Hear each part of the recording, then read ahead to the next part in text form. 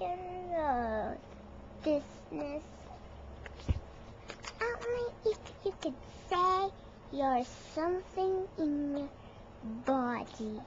Now, do you have a stomach? Yes, you have it.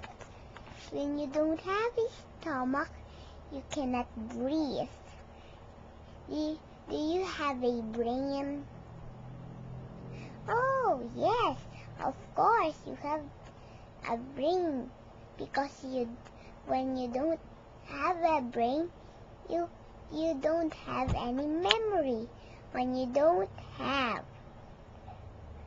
Now, do you have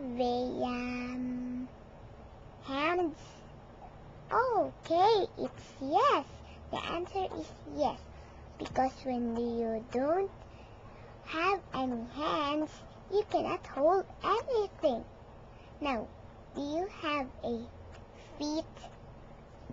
Of course, yes. The answer again is yes. Because when you don't have any feet, you can't walk. Of course, you'd have. And here is the last. Do you have what is that? Oh, I knew it. Do you have ears? When you don't have ears, you can't hear anything in your ears. Now, that's my own questions.